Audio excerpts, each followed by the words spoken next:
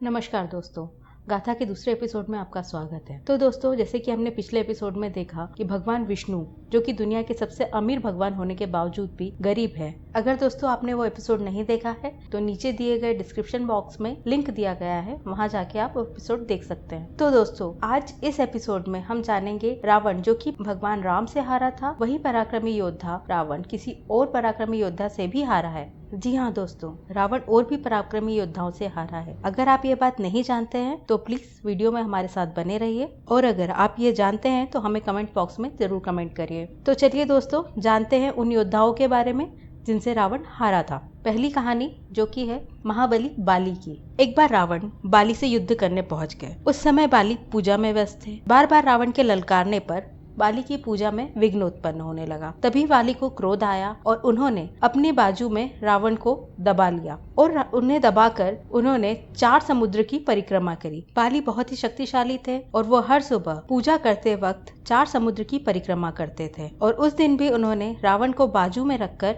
चारों समुद्र की परिक्रमा पूरी करी। तत्पश्चात उन्होंने सूर्य को अर्घ्य दिया। तब तक उन्होंने रावण को अपने बाजू में ही दबाकर रखा। रावण ने बहुत प्रयास किया लेकिन बाली की गिरफ्त से नहीं छूट पाए। पूजा के बाद बाली ने रावण को छोड़ दिया। यह हुई रावण की पहली हार। अब आते हैं हम दूसरी कहानी जो कि है सहस्त्रबाहु अर्जुन की। ये कहा जाता है कि सहस्त्रबाहु अर्जुन के 1000 हाथ थे, इसी वजह से उनका नाम सहस्त्रबाहु पड़ा था। जब रावण उनसे युद्ध करने पहुंचा तब सहस्त्रबाहु ने अपने 1000 हाथों की मदद से नर्मदा नदी का बहाव रोक दिया और फिर अचानक से छोड़ दिया, जिसके कारण रावण और उसकी सेना नर्मदा में बह गए। इस पराजय से दुखी होकर रावण फिर से सहस्त्रबाहु से युद्ध करने पहुंचा। उसके बाद सहस्त्रबाहु ने उन्हें हराकर 6 महीने तक काल कोठरी में बंद कर दिया था। अब हम आते हैं तीसरी कहानी पर जो कि है दैत्यराज बलि की कहानी। दैत्यराज बलि पाताल लोक के राजा थे। एक बार रावण राजा बलि से युद्ध करने के लिए पाताल लोक तक पहुंच गया, उनके महल तक पहुंच गया। वहां पहुंचकर रावण ने बलि को युद्ध के लिए ललकारा।